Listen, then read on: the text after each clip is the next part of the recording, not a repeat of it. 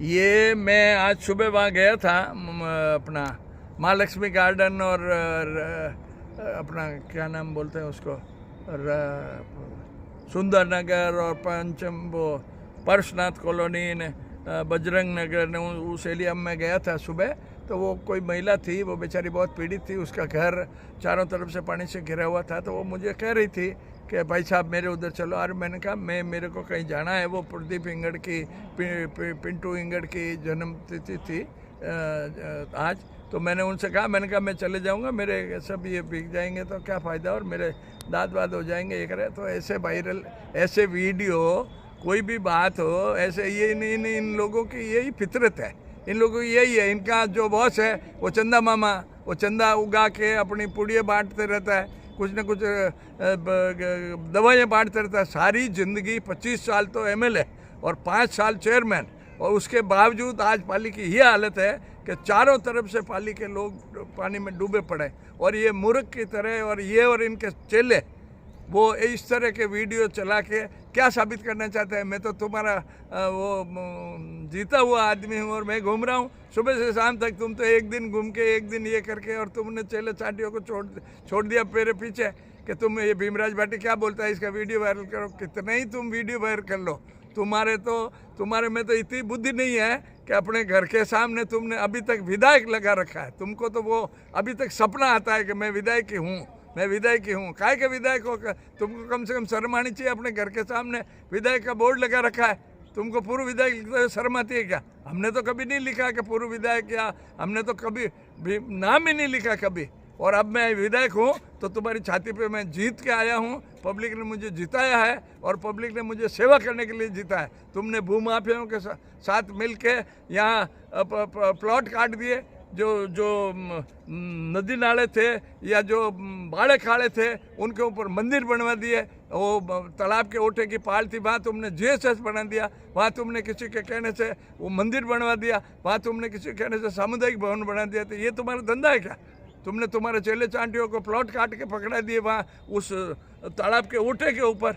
तो तुमको शर्म आनी चाहिए। और तुम इस तरह भीमराज भाटी क्या बिगाड़ लोगे? भीमराज भाटी को तो जनता ने जिताया है और जिता के मैंने साबित किया है। तुम 5 साल में कभी विधानसभा में कुछ नहीं बोल सके, तुमने कुछ नहीं भला किया। और उसके बावजूद मैं तो 25 दिन में 30 दिन विधानसभा चली, उस 30 दिन में मैंने साबित कर दिया अलग अलग लोगों की अलग अलग कम्युनिटी की अलग अलग समस्याओं के बारे में। विधानसभा में जोर से मैंने इनकी पाली की जनता की आवाज़ को बुलंद किया। और तुम तो नींद लेते रहे, गुटखे खाते रहे, और तुम अभी मेरे से टकराने की बात करते हो या मेरे खिलाफ दुष्प्रचार करवाते हो अपने चेले चाटियों से।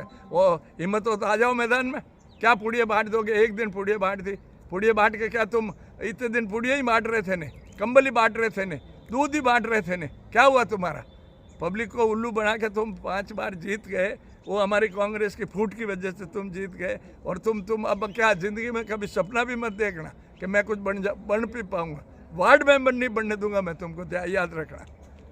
और ये चंदा मामा वाली राजनीति खत्म हो गई। तुमने फैक्ट्री वालों को बहुत लूटा है। मुझे फैक्ट्री वाले मिलते हैं, वो रोज़ मेरे को कहते हैं कि भाई साहब आपने तो कभी चंदा नहीं मांगा, और ये मेरे से हम लोगों से 4-4 बार मांग के चंदा लेता था। तुमने इलेक्शन ख़त्म होने के बाद इन फैक्ट्री वालों से पैसा मंगा कर लिया है। ये फैक्ट्री वाले यहाँ मौजूद है, और फैक्ट्री वालों ने खुद ने मुझे कहा है कि यार आपने तो कभी 9 इलेक्शन लड़े हो, और 9 इलेक्शन में कभी पैसा नहीं मांगा हमसे कभी चंदा नहीं लिया। और ये तो इलेक्शन ख़त्म होने के बाद भी पैसा मंगाते रहा, और 1,50,000 रुपये उसको देते थे तो ये मुंह पे फेंक देता था। और इस अभिमान की वजह से ये आ रहा है। अगर ये इतना अभिमान और इतना गरूर नहीं करता तो कभी नहीं हारता।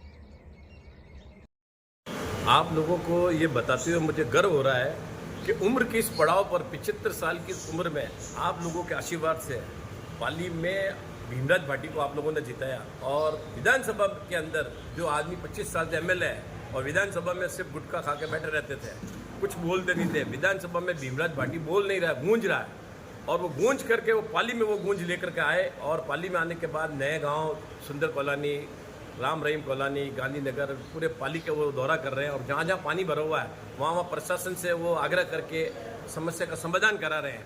और कुछ लोग कह रहे हैं कि भीमराज भाटी कहाँ था? भीमराज भाटी तो आपके दिल में था। 9 चुनाव लड़ा हुआ आदमी, और आज अगर भाई साहब ने अगर इतना विकास कर चुके होते हैं और पाली में कुछ काम कर चुके होते हैं तो आज पाली की ये स्थिति नहीं होती। जगह जगह पानी भर रहा है, जगह जगह नाली जाम हो रहा है या जगह जगह अतिक्रमण हो रहा है। ये सब आपकी मेहरबानी से हो रहा है। भीमराज भाटी को तो आज 4 महीने हुआ है, 5 महीने हुआ है, एमएलए बना हुआ है और 5 महीने में वो आदमी इतना काम कर रहा है और इतना विकास की गंगा बहा रहा है कि आप देखना उस गंगे के अंदर आप लोग कितनी डुबकी लगाओगे। और भीमराज भाटी तो पाली को पेरिस बना देगा।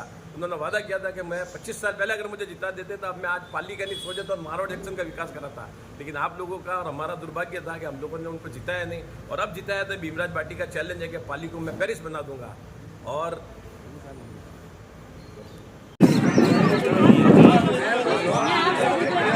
इधर से चलो सर, मैं कैसे आती हूँ? मेरे भी तो करो आप। नहीं सर, आप प्लीज मैं आपके पैर पकड़ती हूँ। आप एरिया देखो। अधिकारी ने गलत नहीं एरिया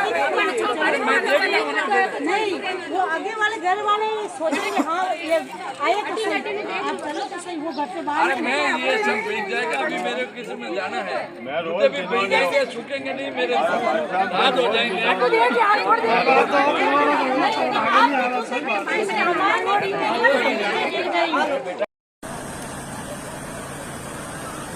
गई जीप गई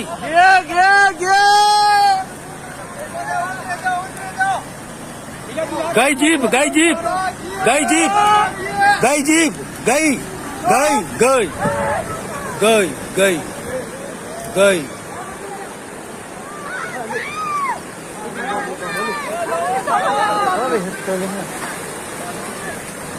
गई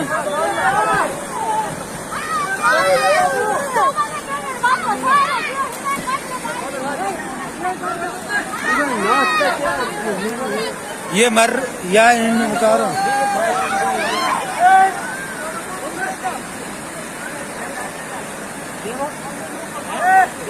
मना करी तुमन जीप नहीं लेके आनी चाहिए, हम तुमन ते मना कर रहे हैं ना।